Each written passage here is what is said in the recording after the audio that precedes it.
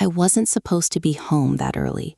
That's what I kept thinking as the Uber pulled into my driveway, the tires crunching over gravel I hadn't heard in weeks. My knee was still stiff from the surgery, wrapped tight under my sweatpants, every little movement sending that dull, deep ache through my leg like a reminder that I wasn't supposed to be moving around yet. The doctor said at least another week before I should even think about stairs, another 2 before I was functional. But I couldn't stay in that rehab center one more night. The smell of antiseptic, the constant beeping, the way the nurses talked around me instead of to me, it got under my skin. I wanted my house, my chair, my coffee mug, my quiet. I paid the driver, took a second to steady myself on the doorframe, then limped my way up the walkway. Everything felt slightly off already, like I was stepping into a place that looked like mine but didn't quite belong to me anymore. Maybe it was just the nerves, or the meds, or maybe something in me already knew. The front door wasn't locked. That was the first thing. Not wide open or anything, but not latched either, just resting in place like someone had pulled it closed without bothering to turn the handle. I stood there longer than I should have, staring at it, trying to remember if I'd asked anyone to stop by. My daughter had a key, sure. So did her husband, but they always locked up. Always. I pushed it open slowly. The smell hit me first.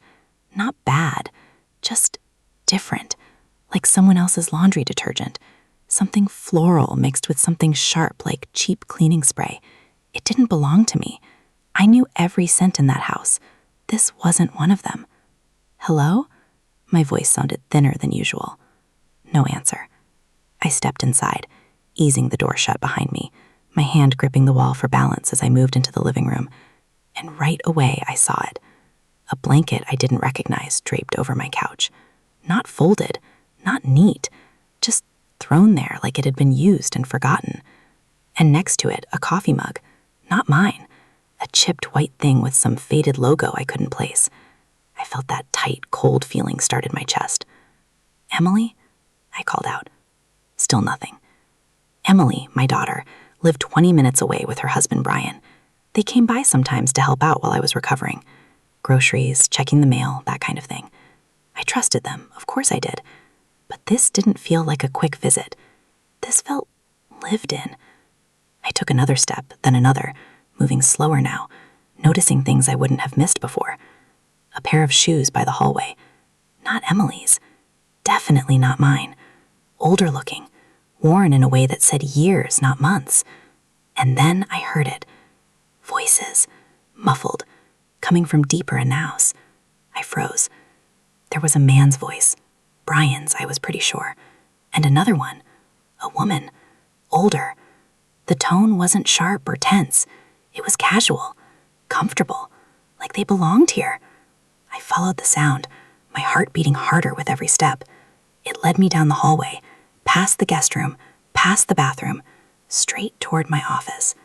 And that's when I saw the door. Closed. Locked. I don't lock that door. Ever. I stood there, staring at the handle, my mind trying to catch up with what my eyes were telling me. There was light spilling out from under the door. Movement. The voices were clearer now. Told you he wouldn't be back until next week, the woman said. Brian laughed. Yeah, well, he's surprised us before. I just don't want any headaches. My grip tightened on the wall.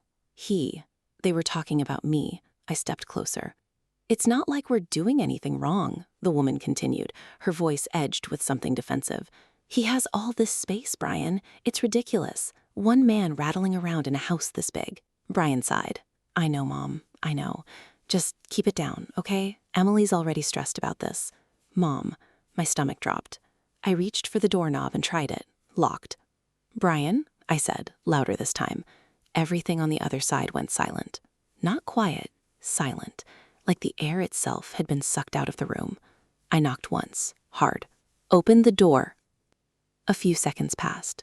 Then I heard movement, something being shifted, a low whisper I couldn't make out. Finally, the lock clicked.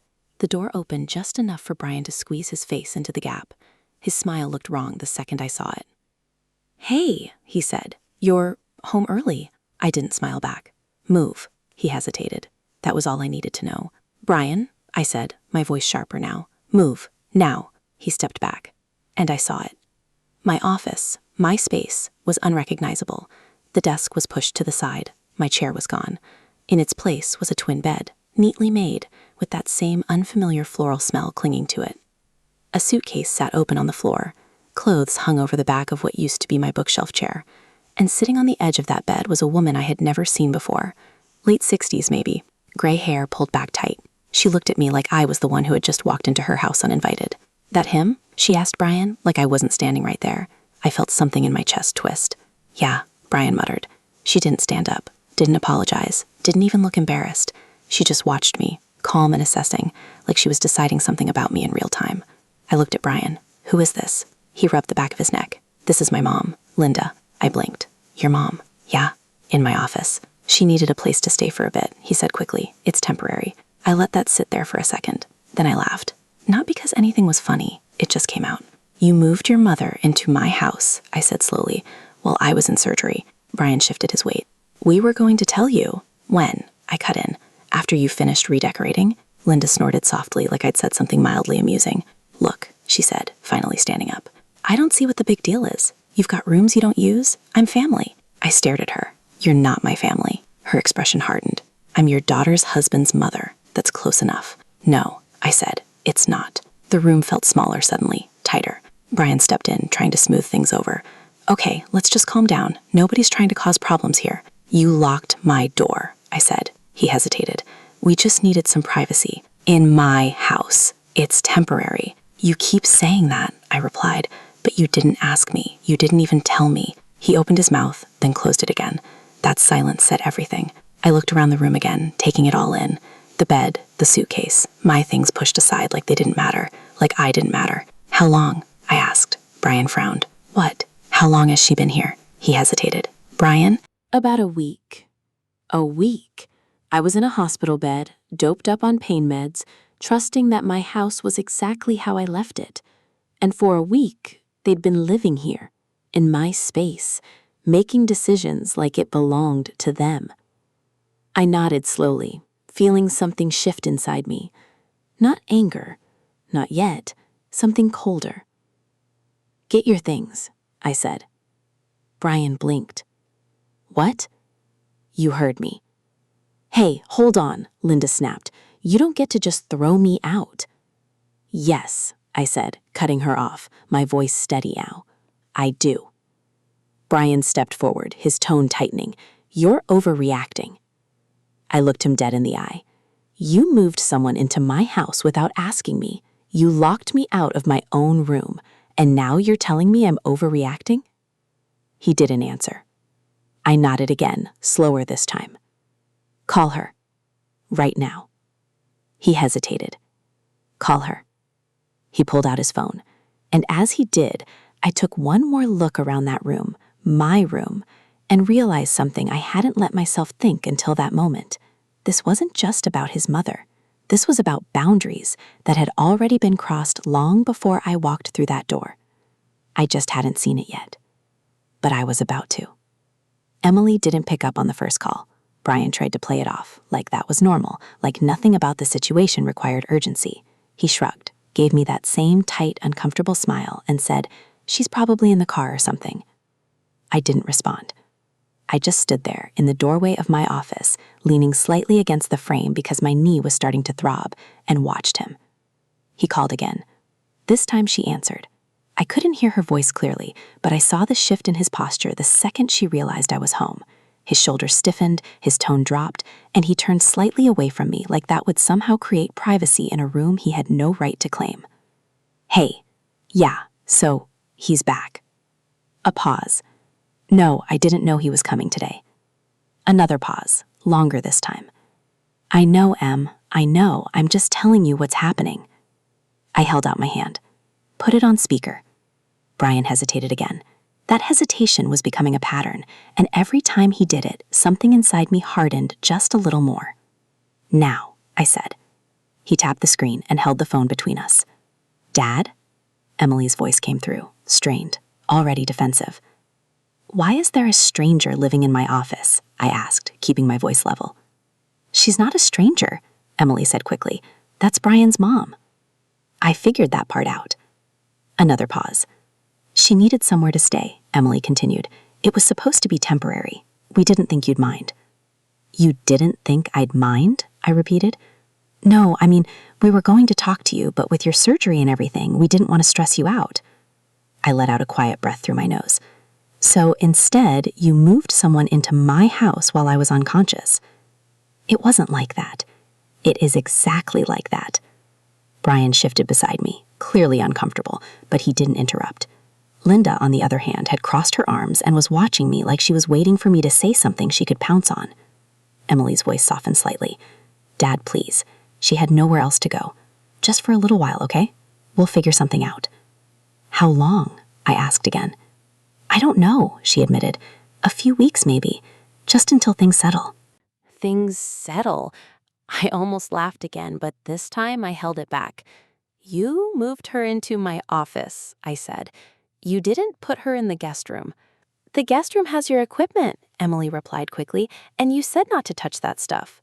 So instead, you moved my office. We didn't move it, You put a bed in it, Emily. Silence. That was the first real crack. I could feel it. She knew she'd crossed a line. They all did. But instead of acknowledging it, they were trying to smooth it over, make it sound reasonable, temporary, harmless. It wasn't harmless.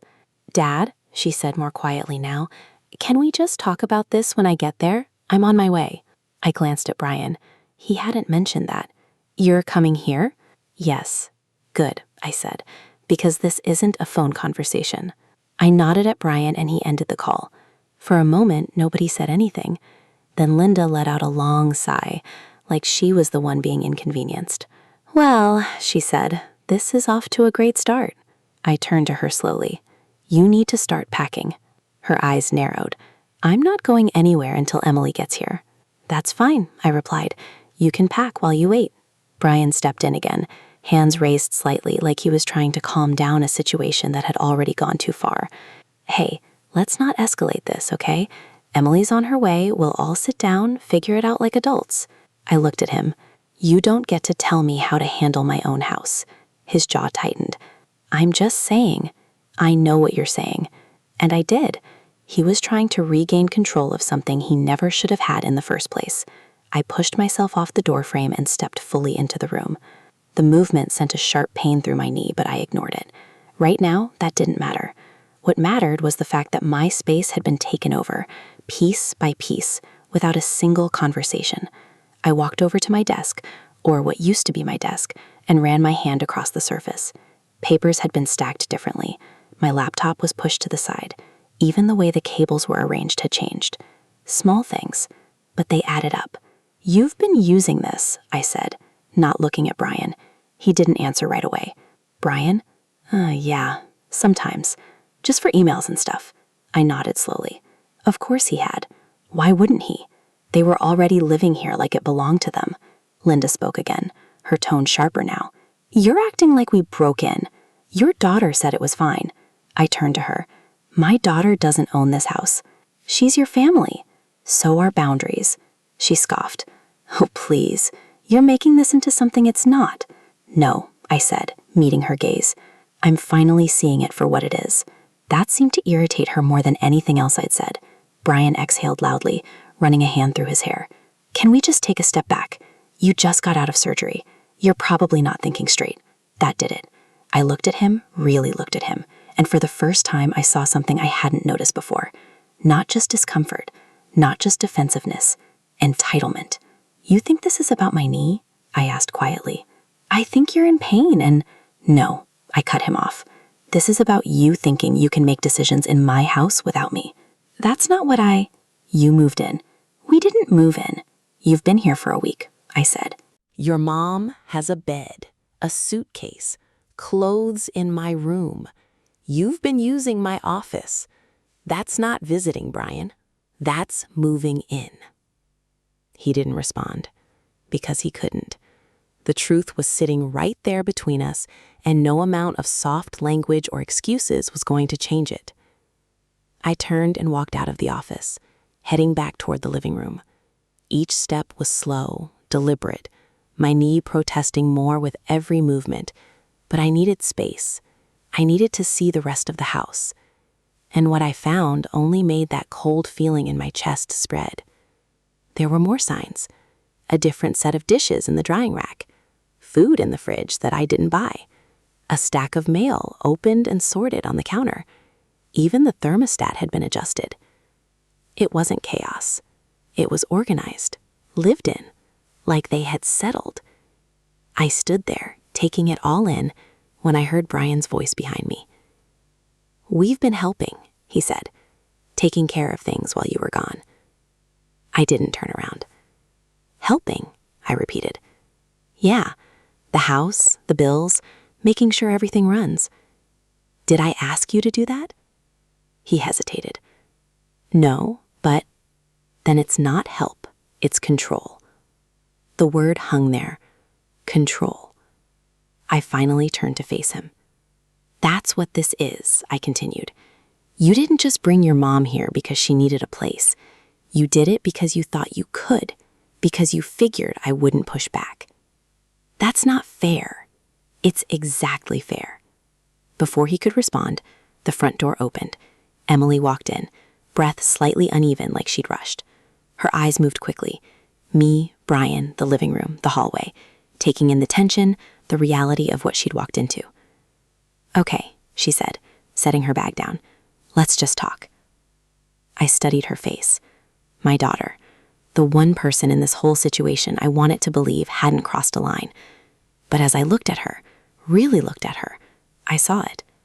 Not guilt, not surprise, expectation, like she thought this would blow over, like I'd raise my voice, maybe complain, and then eventually accept it. That realization hit harder than anything else so far. "Talk," I said quietly. "Go ahead." She glanced at Brian, then back at me. "We were going to tell you," she started. I shook my head. "That's not where this starts." She frowned. "What do you mean?" "This starts with you explaining why you thought it was okay to move someone into my house without asking me." Her expression shifted, just slightly, defensive again. "It's not like that," she said. "We were trying to help." "No," I said. "You were trying to take over." The room went still, and for the first time since she walked in, Emily didn't have an immediate answer. Emily stared at me like I'd just said something completely out of line, like I'd crossed a boundary instead of her. "That's not fair," she said, her voice tightening. "You're twisting this into something it's not." I let out a slow breath and leaned against the back of one of the dining chairs. My knee was starting to burn now, a steady pulse that made it harder to stay still, but I didn't sit down. Sitting felt like giving ground, and I wasn't ready to do that. "Then explain it to me," I said, "because from where I'm standing, you and your husband decided my house was yours to manage." "That's not what happened," she shot back. "Brian's mom got kicked out of her apartment. She had nowhere to go. We didn't have space, so you chose my house," I finished. "Yes," she said, like that part was obvious. "Because you have space." There it was again, space. Not my house, not my rules, just space. Something empty, something available, something they could fill without thinking twice. "That doesn't give you the right," I said. "We're your family," she replied, her tone rising. "We're not strangers off the street." I looked at her for a long second. "Family doesn't mean access," I said quietly. That seemed to hit something, but instead of backing down, she doubled down. "You're acting like we broke in and started stealing from you," she said. "We've been taking care of this place while you were gone. Do you know how many things we've handled this past week? The mail, the yard, your prescriptions?" "I had arrangements for that," I cut in. "With who?" she challenged. I hesitated. That was all she needed. "Exactly," she said. "You didn't. You always say you've got everything under control, but you don't, Dad. You've been struggling ever since the knee started acting up." That caught me off guard. Not because it wasn't true. I had been slower, more careful, maybe a little more withdrawn, but because of the way she said it, like she'd been watching, evaluating, and now she was using it. "So this is about that?" I asked. "You think I can't handle my own life anymore?" "I think you need help," she said, softer now, but no less firm, "and you're too stubborn to ask for it." Behind her, Brian nodded slightly, like he agreed but didn't want to say it out loud. I felt that cold thing in my chest shift again, spreading, settling deeper. "Help doesn't look like this," I said. "It does when you won't listen," she replied. Linda chose that moment to walk out of the office, arms still crossed, her expression set in that same unimpressed look she'd had since I first saw her. "This is ridiculous," she said. "All this over a room." I turned to her slowly. "This isn't about a room." "Sure looks like it," she muttered. "You've got a whole house and you're throwing a fit over one door." "It's my door. And I'm your family now, whether you like it or not," she snapped. "No," I said, sharper this time. "You're not." The air in the room shifted again, heavier now, like everything was teetering on the edge of something bigger. Emily stepped between us slightly, her voice tense. "Can we not do this, please? This is already bad enough." "No, let him talk," Linda said, her eyes still locked on mine. "I'd love to hear what his real problem is." I didn't look away. "My problem," I said slowly, "is that I came home from surgery to find out my house has been turned into something I don't recognize." "That's dramatic," she scoffed. "No," I said. "What's dramatic is thinking you can move in without asking and then act like I'm the one out of line for having a problem with it." Brian stepped forward again, his patience clearly thinning. "Okay, enough. This isn't getting us anywhere." "You're right," I said. "It's not." I straightened up, ignoring the sharp protest from my knee, and looked at all three of them. "So let's get somewhere." Emily's brow furrowed. "What does that mean?" "It means this ends now." Her face fell slightly. "Dad?" "No," I said, holding up a hand. "You've said your piece. Now you're going to hear mine." She went quiet. Even Linda stopped talking. "This is my house," I continued. "Not ours, not something we share. Mine." I worked for it, I pay for it, and I decide what happens inside it. Emily opened her mouth, but I kept going. "You don't get to make decisions like this without me. Not because you think I need help, not because it's convenient, not because you believe you're doing the right thing." I let that settle for a second. "And you definitely don't get to lock me out of my own room." Brian shifted, looking like he wanted to say something but didn't. "So here's what's going to happen," I said. "Linda, you're going to pack your things and leave tonight." Her eyes widened slightly, more in disbelief than anything else. "Excuse me? You heard me. I'm not going anywhere tonight," she said firmly. "It's late and I have nowhere to go." "That's not my problem." Emily stepped in quickly. "Dad, you can't just throw her out like that." "Yes, I can." "No, you can't," she insisted. "That's not how this works." I looked at her. "That's exactly how this works." She shook her head, frustration building. "You're being unreasonable, and you're being entitled." That word hit her the same way it had hit Brian earlier. "Entitled?" she repeated. "I'm your daughter. And that doesn't give you ownership over my life," I said. The silence that followed was different this time, heavier, more real. Emily's eyes searched my face, like she was looking for something familiar, something she could connect to, something that would tell her this was still the same dynamic we'd always had. It wasn't. Something had shifted. "You've never talked to me like this before," she said quietly. "I've never had to." That one landed. I saw it in the way her shoulders dropped just slightly, in the way her expression changed from anger to something more uncertain. "Dad," she started again, softer this time, "we're not trying to take anything from you." I held her gaze. "But you already have," I said. Her brows knit together. "What are you talking about?" I hesitated, because this was the part I hadn't said out loud yet, the part that had been sitting in the back of my mind since I walked through that front door and saw everything just slightly off. "The mail," I said finally. She blinked. "What about it?" "It's already opened." Brian spoke up quickly. "We were just sorting it for you." "All of it?" I asked, cutting him off. He paused. That pause again. "Bills, mostly," he said. "Important stuff." I nodded slowly. "And my office," I continued. "You said you were using it for emails." "Yeah," he said, more cautiously now. I took a step closer, my eyes narrowing slightly. "My laptop requires a password." He didn't respond. Emily looked at him, then back to me, confusion starting to creep into her expression. "Brian?" she said. He shifted uncomfortably. "Brian," I repeated. "You had it written down," he said finally, "in a notebook on your desk." I felt something drop in my stomach, a quiet, heavy realization. "And you thought that meant you could use it?" "I wasn't snooping," he said quickly. I just needed to check a couple things. What things? I asked. He didn't answer. Because now he knew. Now he understood exactly what line we were standing on, and how far he'd already crossed it. I looked at Emily. You didn't know about this, did you? Her face had gone pale. No, she said, barely above a whisper. Brian, what did you do? He ran a hand through his hair again, clearly scrambling. It's not what it sounds like. Then tell me what it is, I said. He looked between us, cornered, and for the first time since I got home, I saw something real break through all that defensiveness. Fear. Brian didn't answer right away. He just stood there, phone still in his hand, eyes darting between me and Emily like he was trying to calculate which version of the truth would hurt him less. That silence stretched too long. Brian, Emily said, her voice sharper now. What did you do? I told you, he muttered. It's not a big deal. That's not an answer. He exhaled hard, like he was already annoyed at having to explain himself. I just checked a few things. Bills, accounts, stuff like that. My chest tightened. What accounts? Dad, Emily said, trying to steady things. He probably just meant, no, I cut in, not taking my eyes off Brian. Let him answer. Brian's jaw flexed. You had banking info saved on there. Password autofill, stuff like that. I wasn't digging through files or anything. And you used it, I said. I made sure things were getting paid, he replied defensively.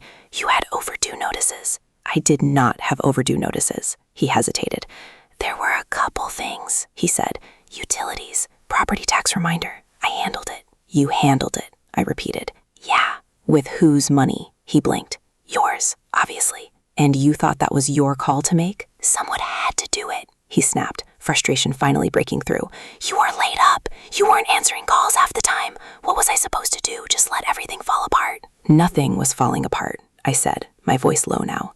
You assumed it was. Emily stepped closer to him, her face tight. Did you move money? No, he said quickly. I didn't move anything. I just paid what needed to be paid. How much? I asked. He rubbed his forehead.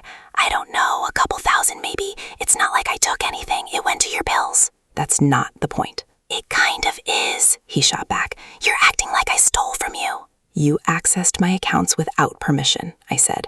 You made financial decisions without asking me. You went into my personal information like it was yours. I was helping. You keep calling it that, I replied. It doesn't make it true. Emily's voice came out quieter this time, but sharper. Brian, did you tell me about this? He didn't answer. That was enough. You didn't, she said, more to herself than to me. I didn't think it mattered, he said. It was under control. Under control, she repeated, disbelief creeping in. You went into my dad's accounts without telling me, and you didn't think that mattered. I was fixing things. You don't fix things by hiding them. Linda sighed loudly from the hallway, clearly irritated that the conversation had shifted away from her. Oh, for God's sake, it's his father-in-law, not some random guy. He was making sure everything was taken care of. Why are we acting like this is some kind of crime? I turned to her. Because it is. She rolled her eyes. Please. No, I said, steady and cold. This is exactly the kind of thing people go to court over. That got her attention. Court? She scoffed, but there was a flicker of something behind it now. You're not seriously talking about suing your own family? I'm talking about what happens when someone crosses a line this far. Brian straightened slightly, defensive again. You're blowing this out of proportion. Am I? I asked. You let yourself into my house. You moved someone in. You used my office. You accessed my private accounts. And now you're telling me I'm overreacting? He didn't answer, because there wasn't a version of that where he came out looking right. Emily stepped back from him, putting a little distance between them, her arms wrapping around herself like she was trying to hold something together that was starting to come apart. I didn't know about the accounts, she said to me. I swear I didn't. I believed her, not because I wanted to, but because I could see it. The confusion, the hurt, the way she kept glancing at Brian like she was trying to reconcile the man she thought she knew with the one standing in front of her now. But belief didn't fix this. Intent doesn't undo impact, I said quietly. Her eyes flicked back to mine. So what does that mean? It means this isn't just about your mother-in-law staying in my office anymore. Brian let out a humorless laugh. So what now, I'm some kind of criminal? You said that, I replied, not me. Oh, come on. You want to talk about exaggeration? I said. Let's talk about how comfortable you got making decisions that weren't yours to make. I was doing what needed to be done. For who? I asked. He frowned. For you. No, I said. You were doing it because you thought you could, because you assumed I wouldn't stop you. That's not true. Then why didn't you tell me? That hit harder than anything else. He opened his mouth, then closed it again, because there wasn't a clean answer to that. Emily looked at him, her voice barely above a whisper now. Why didn't you tell me? He ran both hands through his hair this time, pacing a step or two like he was trying to shake the pressure off. Because I knew you'd react like this, he said finally, both of you, and I didn't have time for the drama. Things needed to get handled. Handled? I repeated, that word again. Yeah, he said, frustration rising. Handled, because clearly nobody else was doing it. The room went quiet again, but this silence was different. It wasn't just tension anymore. It was realization, because what he just said wasn't about a week. It wasn't about my surgery. It was about how he saw me, how he'd probably seen me for a while, as someone slipping, someone who needed to be managed. Emily shook her head slowly, like she was trying to process it. You think my dad can't take care of himself? I think he needs help, Brian said, and I think you've been too afraid to admit that. I'm standing right here, I said, and I'm saying it to your face, he replied. That was the moment something snapped. Not loud, not explosive, just final. I nodded once. Okay, I said. Emily looked at me, alarmed. Dad? No, I said, holding up a hand. I've heard enough. I walked past them, ignoring the pain shooting up my leg now, and headed toward the front door. Where are you going? Emily asked, following me a few steps. To make a call. What kind of call? I paused with my hand on the doorknob and looked back at them. All three of them. Brian, still defensive, but now edged with something less certain. Linda, arms crossed, but quieter than before. Emily, caught in the middle, her expression a mix of fear and disbelief. The kind that makes this real, I said. Brian scoffed. You're seriously going to escalate this? I met his gaze. You already did. I opened the door. The evening air hit me, cooler than I expected, carrying that faint suburban quiet that usually made this place feel like home. Right now, it didn't. Right now, it felt like something I had to fight to get back. Behind me, I heard Emily's voice, shaky now. Dad, please, don't do anything drastic. We can figure this out. I didn't turn around, because part of me knew something she didn't. This wasn't something we could just sit down and smooth over anymore. Too many lines had been crossed, too many assumptions had been made. And the worst part? I had a feeling this wasn't even all of it. I stepped out onto the porch, pulled my phone from my pocket, and stared at the screen for a second. There were a lot of numbers I could call. A lawyer, the bank, maybe even the police. But one thought kept circling back, louder than the rest. If Brian felt comfortable enough to do this, what else had he already done that I hadn't discovered yet? That question sat heavy in my chest as I scrolled through my contacts, because whatever the answer was, I knew one thing for sure. This wasn't going to end with a simple conversation.